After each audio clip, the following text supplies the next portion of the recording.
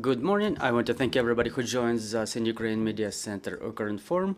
My name is Olga Atamanova.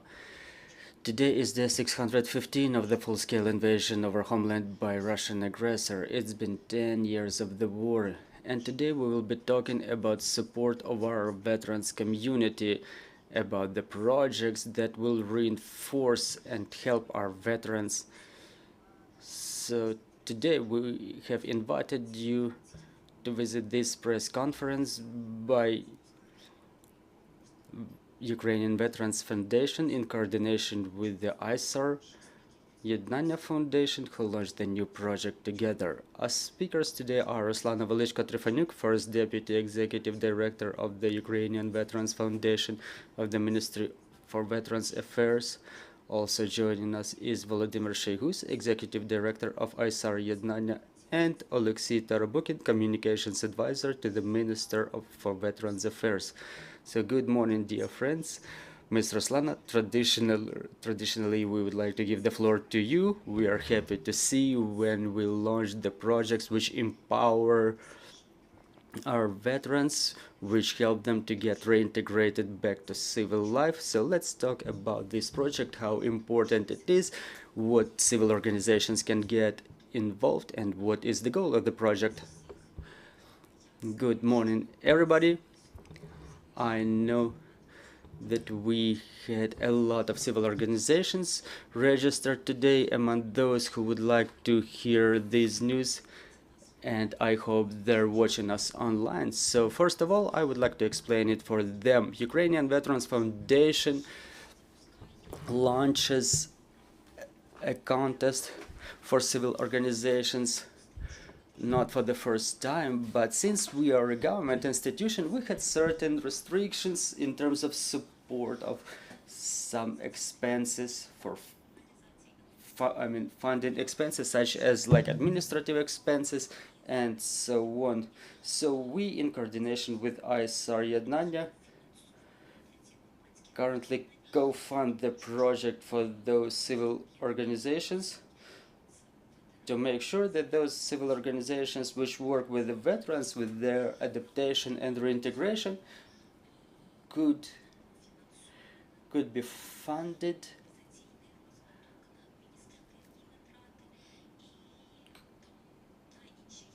to bear administrative expenses, organizational expenses, and other expenses that we as a government institution unfortunately are restricted to fund from our budget. However,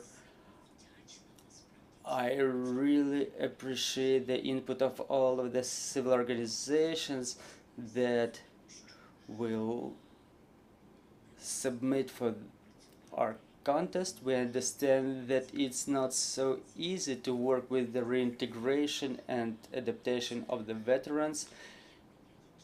Those are the civil organizations that extend a lending hand, that offer their support to the veterans to have them reintegrated in their civil lives. And we've seen a number of such projects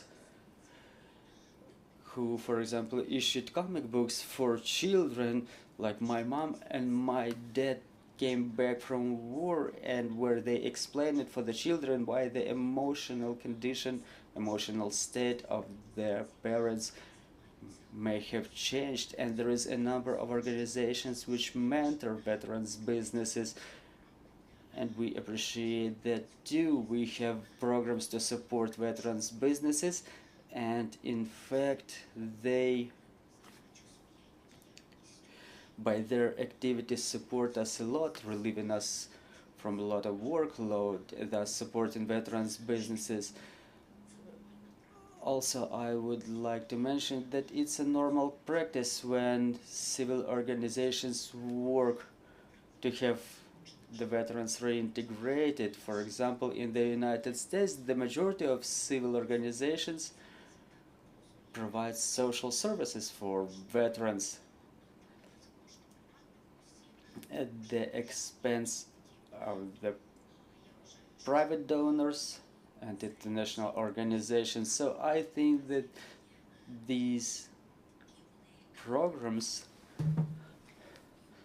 that we have in place, they sort of cover for each other. In Ukrainian Veterans Foundation, they support each other, and it's quite a good tendency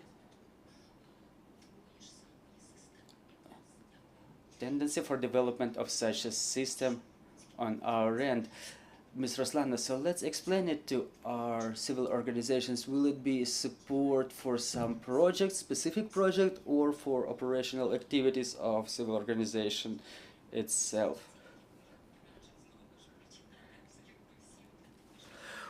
Well, we are going to publish the instruction, which will be available to everybody, to make sure there are no additional questions about this. So Ukrainian Veterans Foundation, in coordination with ISAR Ednannia, we will support specific projects. So we, as a Veterans Foundation, we will support the project, and ISAR Ednannia within that project will extend funds for organizational development. And probably I don't have to tell this for you, Mr. Volodymyr. Yes, Mr. Volodymyr, so probably let's talk about this a little bit. Good morning, it's my pleasure to be here. Thank you for having me here. So we're talking about the support of the veterans and their families and friends. We expect the number of veterans to grow. We are preparing to have more and more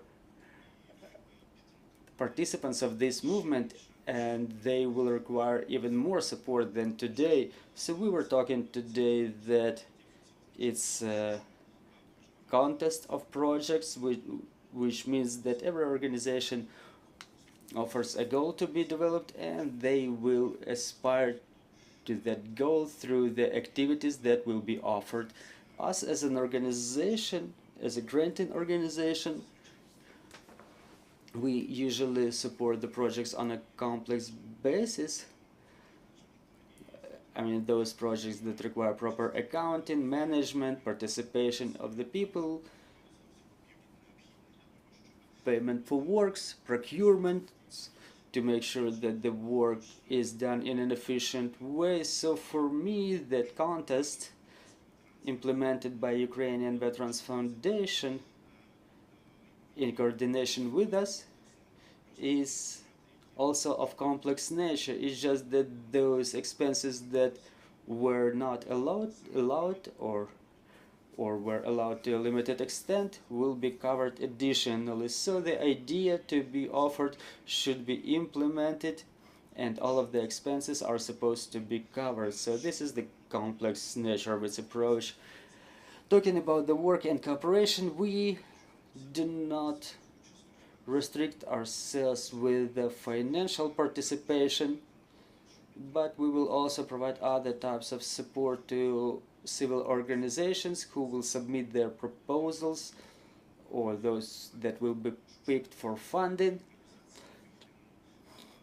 to support them in their development and in their better understanding of how things work. Because what is the civil organization? It's when people unite to achieve some goals, when something is present for them. And there is a lot of pressing issues in Ukraine for the time being, and it means that there may be a lot of civil organizations, because such civil organizations on the stage of their foundation, they don't cover the work of, say, even some category of people they work with,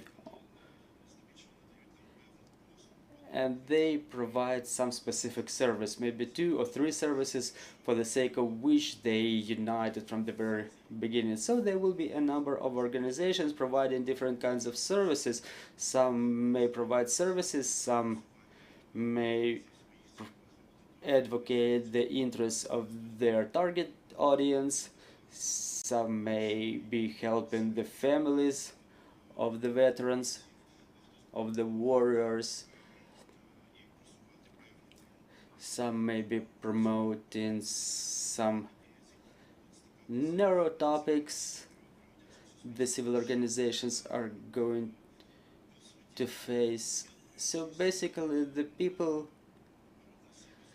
unite and take obligation in front of their target audience they work for, and respectively, if they are a civil organization, such an organization requires proper management and development.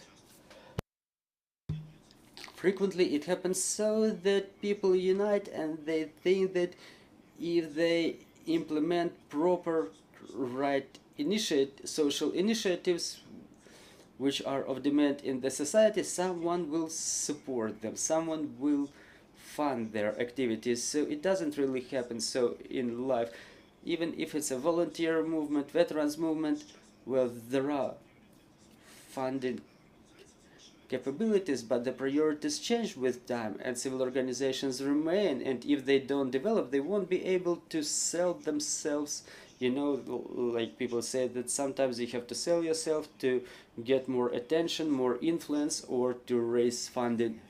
So us as a civil organization, we have to understand that we have to invest in our development. We have to maintain people, not only financially. We're not only talking about remuneration, but we have to create agendas. We have to understand where we move into. We have to fulfill projects. We have to hold account on the project, communicate our results. We have to study the needs of our target audiences, and so on and so forth.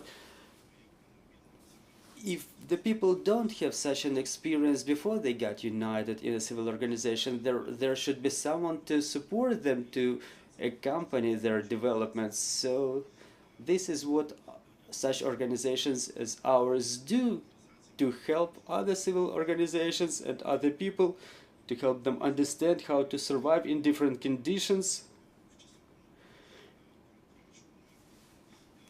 in future, how to draw attention, how to win the competitions, how to compete properly, how to get united with other civil organizations, how to get united even when you compete for the same money. So there's a lot of different aspects, but there is somebody who is supposed to help the civil organizations. We call it organizational or institutional development, and we implement different consulting, training, funding, or networking programs. So this is the work we do. Thank you very much, Mr. Ruslan. Let's touch upon the financial component, what the civil organizations can count on, what are the limits of such support. Well, it's up to 2.5 million hryvnias. It's quite a good financial support, but you have to understand, but the competition will be quite intense too. And respectively, we should have civil organizations competing which work not less than 1 year, who have proper accounting, they don't have any legal problems, founders which are not, God forbid, sanctioned in some sanction lists. We will have online consultations, so please join us as long as you have such an opportunity, and let's improve the lives of the veterans together. And I think Mr. Oleksii will tell us about the areas of activity where the projects can be developing. Thank you very much, Mr. Oleksii. Let's talk about this, and obviously about the role of the state in this process. Well, first of all, I would like to say that we take pride in the activities of Ukrainian Veterans Foundation. We see every day its 6th or 17th support competition, and they are even known in the United States of America. We had dialogues where our veterans who got the grants, they were implementing their projects, they represented our country on a very intense level. So we appreciate ISAR Ednania's input in support of this project, and it's a perfect example of private state and private partnership when the government creates opportunities and the civil organizations, they scale them up, and we invest in these civil initiatives, and we move towards creation of the comfortable future for our veterans together. And talking about the areas for the projects, there is no certain framework. We don't orient at certain area of activity. We work together with civil organizations of all forms in terms of building capacity, and building capacity is a key thing here. We provide them with resources to improve their everyday operations, so they could create some environment of some veterans environment in Ukraine. Well, first of all, we have veterans sport actively developing, and again, different ways of rehabilitation of the veterans, the reintegration. This is a pressing issue. Social housing, any types of advice, support of the veterans on the level of their capacity. We have a pilot project, Veterans Assistant, which is scaled up to 9 regions and the city of Kiev. It will be a huge core of people who support the veterans, who accompany the veterans, those demobilized, those who want to find their place in civil lives, and those assistants are going to accompany them. They're being trained in the Centers for Veterans Development. They already started working in Vinnytsia region. It's a paid profession, but what's important, those assistants are either veterans themselves or the member of veterans' families, the members of the families of the perished veterans, because it's only a veteran who can understand a veteran. Only they know what they went through, in what environment they were existing, and only this joint empathy will help to reintegrate the veterans back to civil lives. Thank you, Mr. Oleksii. Mr. Ruslana, getting back to the competition, so let's try to finalize it. When is the start where the information can be found, and is the number of the projects you support limited? Well, just like always, I will answer about the question about the number of the projects. We have the documents we work in compliance with, and we have the projects submitted for our competition, so we can support up to 70% of those submitted projects. So we are hoping that it will be a proper number of projects that submit, because ISAR covers those expenses that were not covered before, and it was a serious limitation for the civil organizations.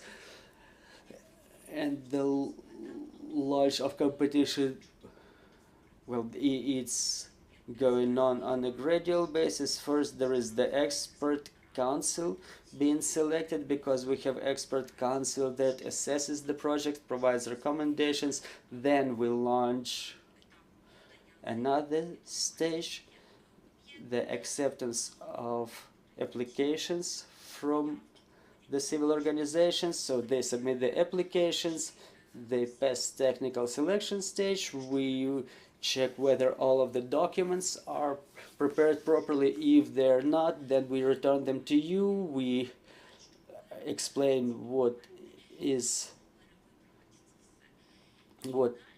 documents are drawn incorrectly, and you have 5 days to rectify the mistakes. Then the paperwork and the project go through expert assessment.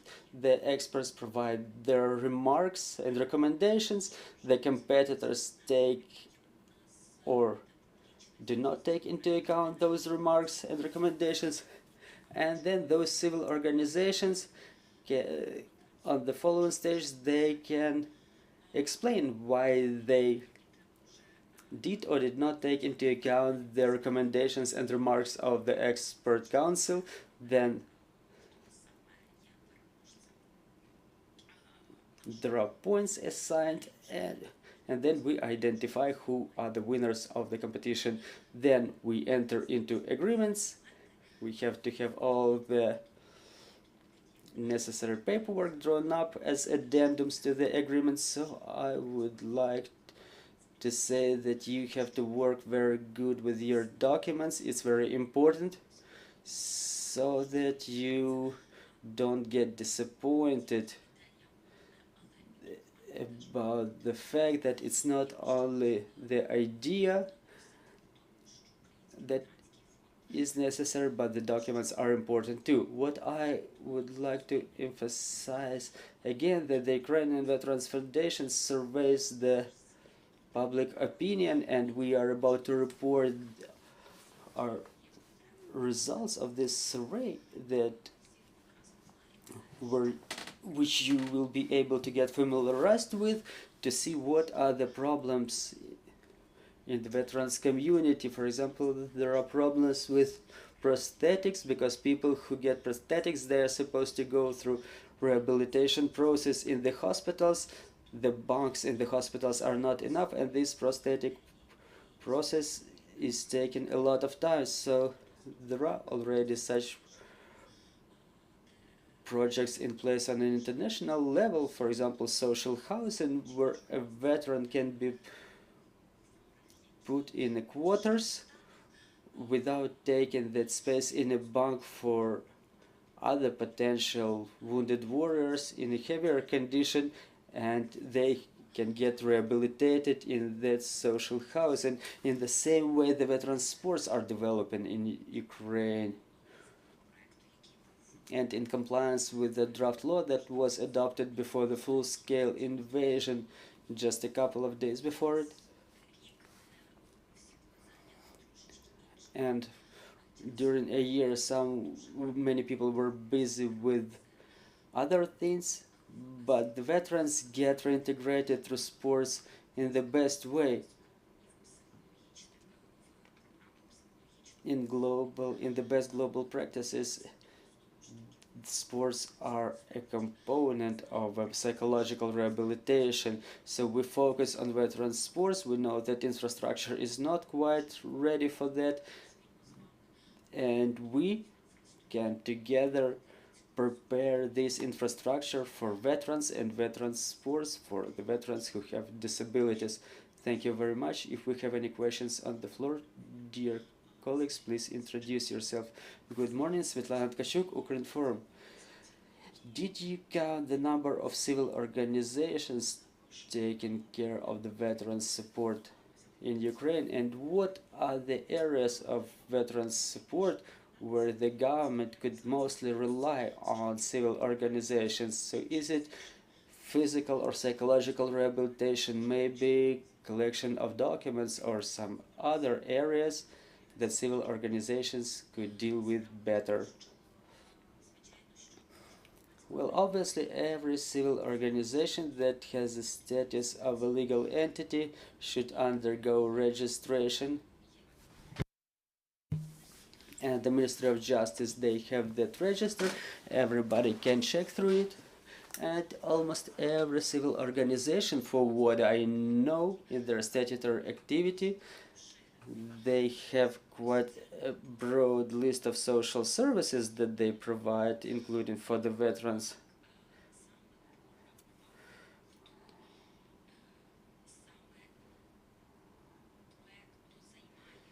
However, to list those who provide social services for the veterans and what is the quality of such services, unfortunately, it's quite difficult to do it now. and such calculations in any case would not be absolutely precise. So where exactly the civil organizations can provide services to the veterans? In what areas? Well, everywhere, in all areas. Well, what are the most efficient in our opinion? Well, yes, we have cases, but we cannot compare what was happening before the full-scale invasion and what's going on now, because the scale and intensity of battle operations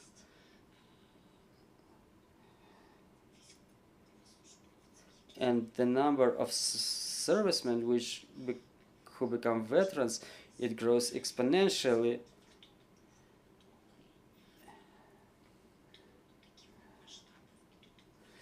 And in fact, nobody was ready for such a scale and such numbers. And it's also people working with the government, and it's also people working with the civil organizations and providing services.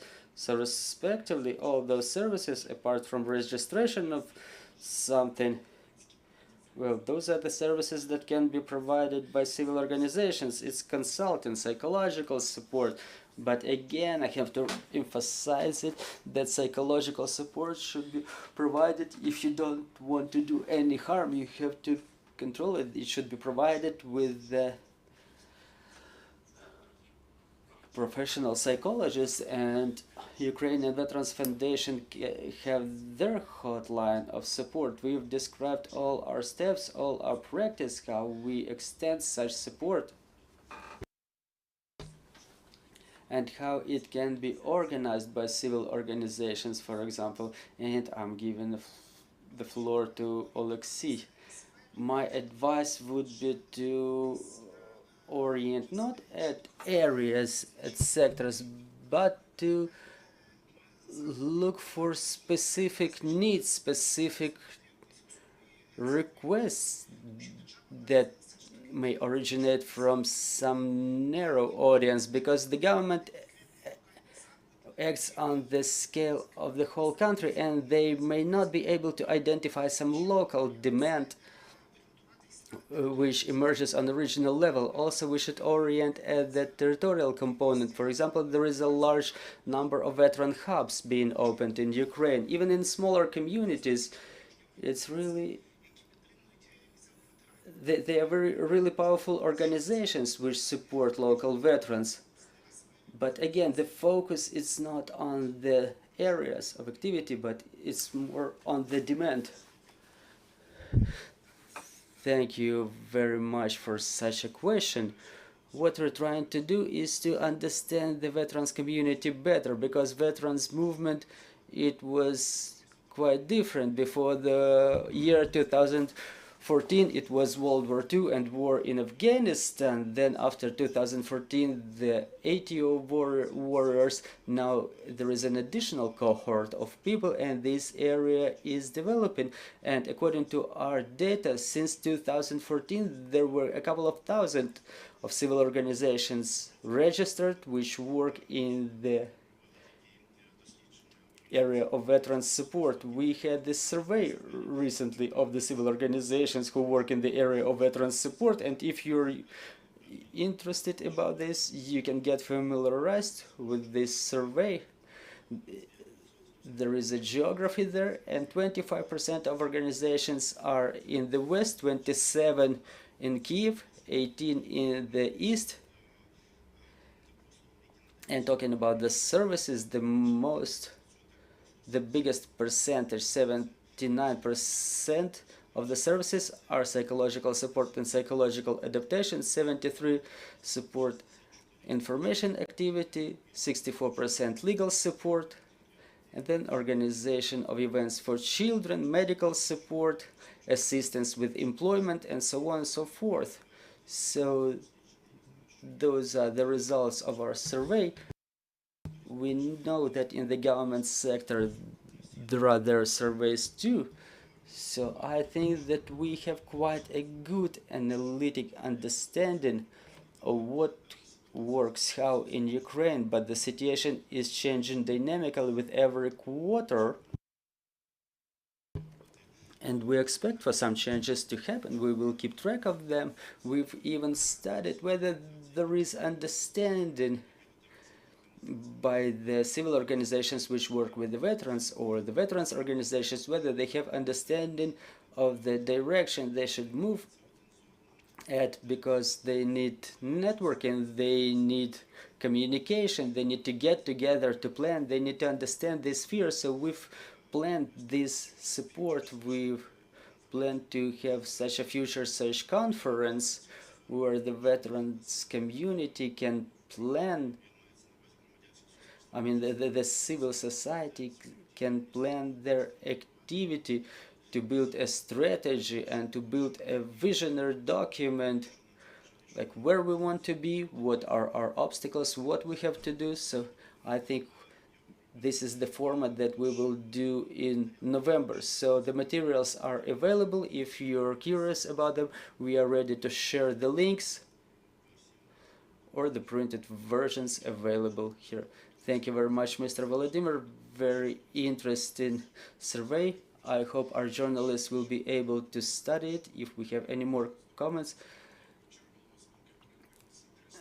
Good afternoon. Andrei Kucher, the head of the Civil Veterans Union of the Wounded Warriors, Mitsny 300.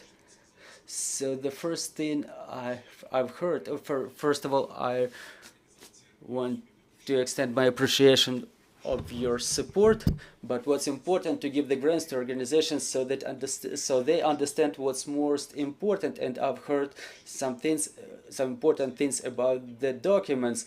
Like I, for example, know that the documents are important, but let's be honest, not all of the veterans organizations, even newly created, they work with the full staffing, with accountants. So documents, talking directly, creates a lot of problems. My organization is working. We help dozens of guys on a daily basis, but for me the problem is the documents. So it's more of a suggestion rather than a question. So why creating the problems rather than facilitating them?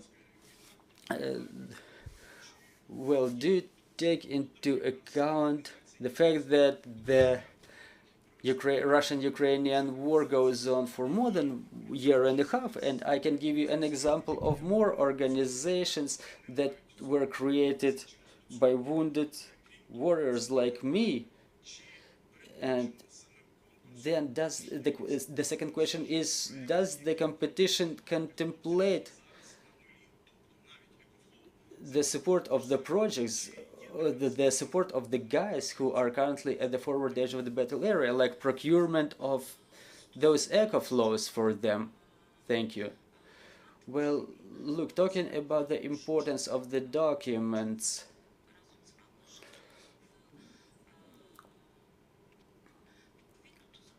we all want to live in compliance with the law, where everybody adheres to certain rules, because yes, the documents are important. Let's look on the other side.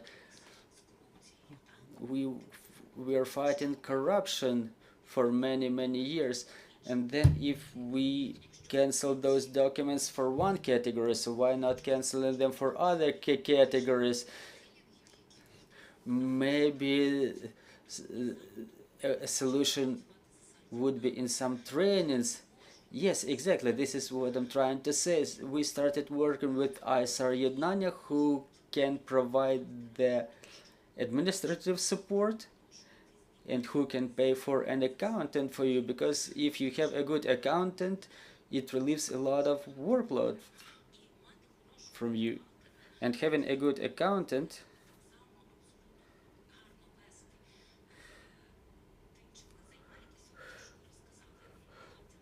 who deals with those problems like you have mentioned, like supplying the echo flows to the guys on the forward edge. So you supply, you supply the echo flows as a charity contribution, and there is accounting involved. There is always accounting involved. So there should be acceptance certificate certificates, they should be accounted with you, and then you have to have your reports submitted to the tax administration. This is why we invite you to use this opportunity to mitigate the risks in your activity and to take part in this project to improve your administrative activity, because we are all equal in front of the law. We're not getting away from it. Talking about the years of activity, just recently the Cabinet of Ministers of Ukraine adopted the amendments to the resolution 256 about the procedure of utilization by Ukrainian Veterans Foundation of budget funds. And this year, previously it was 2 years, so the term was reduced to 1 year. Us as an organization financed from the state budget, we have certain restrictions.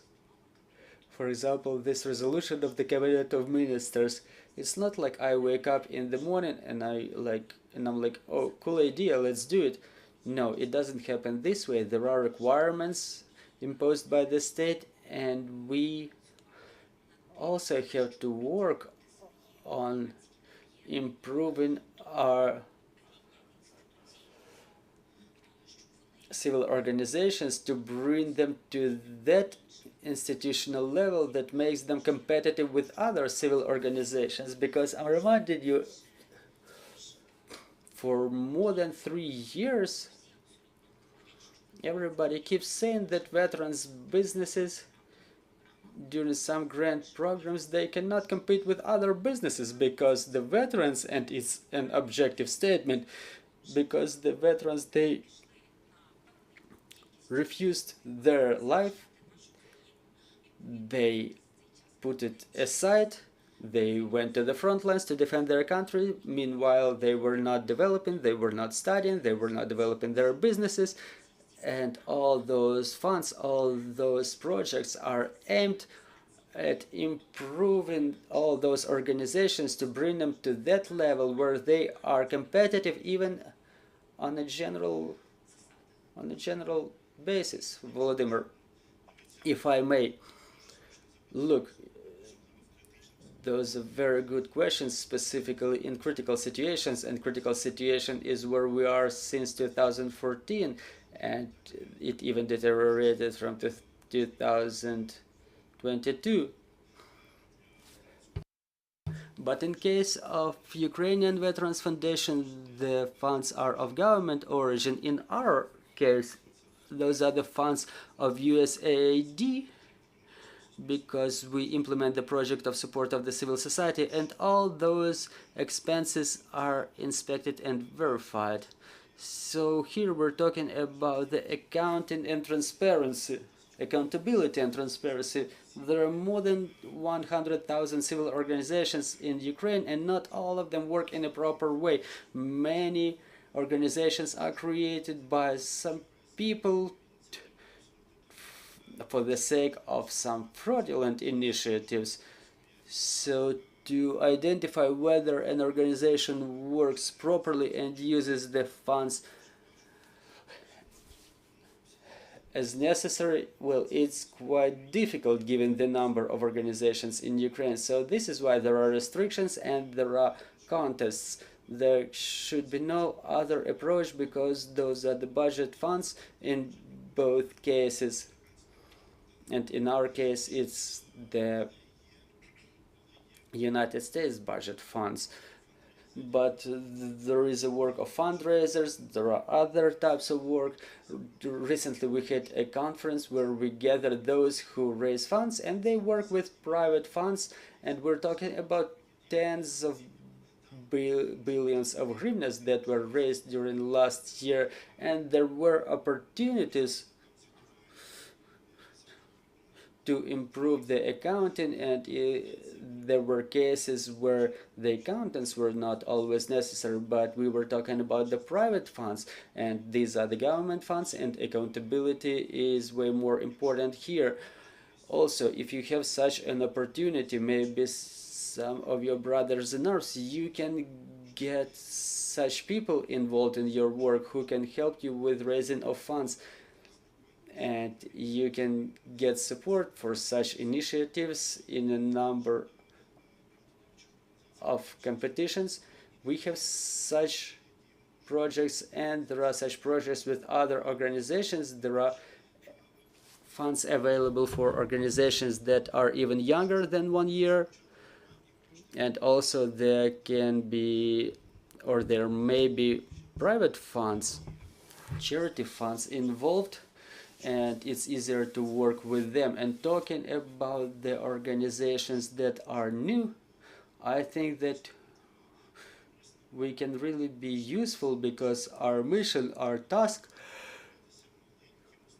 is to help the small organizations in development so they become more experienced, then they grow bigger, and they can create some movements in those areas where they work. But talking about accountability, we cannot get away from it. And when in 2022, in February and specifically in March, when the aggression and full-scale war unfolded in Ukraine, we had access to international money. We addressed our donors with a request to allow the extension of support, because we were issuing grants in Mariupol, Kherson, Sumy, and elsewhere where it was necessary. We were spending the grants in the areas that we never worked before. So we spent about 200 million hryvnia, because we were understanding that tomorrow there may be no necessity, there will be no one to extend the funds to. But we had auditors coming to us, and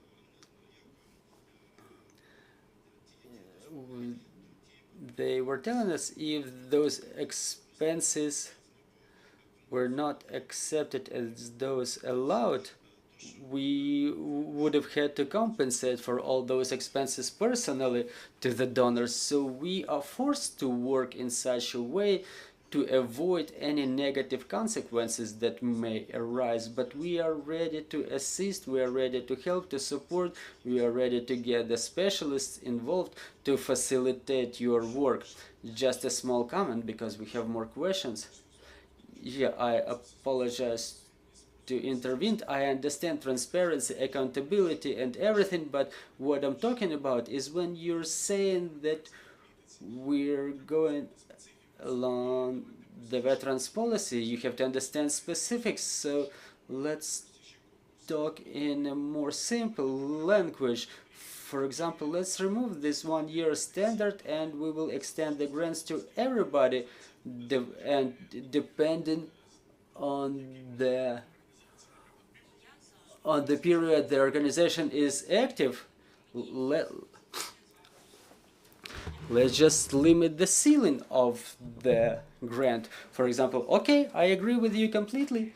Let's drop the draft amendment to the resolution 257. Let's sit together and draw it up, and we submit it. Okay, so what do you need from me? Yeah, okay, all right, I agree with you. I agree with you. All right, we have more questions on the floor, please. Wait for the microphone, please. Good morning, esteemed community. I'm the head of the civil organization Zamožne Selo. We work at the Ednannia territorial community, and we're a partner of Communities Union. We are a partner of ISAR Ednannia. Our advantage is that we work not on the national but on the local level, and we understand what's going on within our community. And now there are warriors in our organization, in our community, that are in the front lines. There are women warriors, and there are also the wives of the perished warriors in our community. And unfortunately, we have a case when one of such women has very serious psychological problems. It's a real case unfolding in front of our eyes. So we've made a round table, and we were trying to find the ways how to help all those categories of population, because it's not only the veterans who are affected, everybody needs help. And it turned out during this round table that we see that what's working well are the equal groups, like when the group of veterans gathers, a group of women veterans, or when the children of those veterans get together, they have the similar problems, but they understand their problems on their level, and they help each other. And during that round table, it turned out the number of such groups is quite extensive, because there were people who were volunteers who donate a lot. He's a man, and he cannot go to the front lines to some specific reasons. It's burning for him, you know. Like he says, the guys are in the front lines and I'm sitting here, no matter how much I support them. So yes, I think that such a project as support of the groups of equal people may be supported by you. It may be quite useful. Yes, right. I'll tell you even more. We have the list of all of the projects in our website, and we have similar projects implemented already. What are they about? Who are the participants? There is financial reporting. Well, you can pick them, you can filter them by areas. What were the projects that we supported? You can sort them by regions, by geography, and you can check out the projects that were already supported. And also there are surveys by ISAR Ednannia Ukrainian Veterans Foundation, where we clearly survey the veterans who are back to the front lines, the families of the veterans. We are asking them what are their problems, the problems they're facing, and what are the problems they expect to be facing. And there is a very significant percentage of those psychological problems. So it's obvious that the state and other donors are aimed at solving those problems. So one way or another, we support those types of projects anyway. And I would also like to emphasize that we study veterans environment. We don't make a single step without studying the veterans environment, veterans community. We study veterans community and a public sentiment. So talking, for example, about employment, I'll just give you a small example. 97% of the employers, according to the survey, they say that they are ready to employ veterans. However, at the same time, we survey the veterans, and they say that 25% of the veterans who are retired are in active search of a job, and they cannot find it. So we have to understand all of the target audiences. Unfortunately, we live in parallel worlds, and this reality is developing very dynamically and quickly, and the civil organizations, they can fill, or they can help to make those gaps smaller. It's important to work not only with the veterans, but for the veterans too. So you can hold some educational events. When we surveyed the trust to not armed forces but trust to the veterans, it was in December 22. So we were asking the society what they understand by veteran, and 30% were saying those are the veterans of the World War II. So we have to understand what is the society we're living in. We have to understand that one way or another we have to live in this country all together, and we cannot allow those parallel realities to diverge so much that then they eventually collide in some great misunderstanding. Thank you very much, dear friends. Unfortunately, we have to wrap up. We're running out of time quite quickly. I want to thank our speakers. I want to thank our active audience for your interest in this topic. I want to thank everybody, and obviously I want to thank our security and defense forces for the opportunity to hold events like this. Stay tuned. We continue working together for our victory. Glory to Ukraine. Glory to the heroes.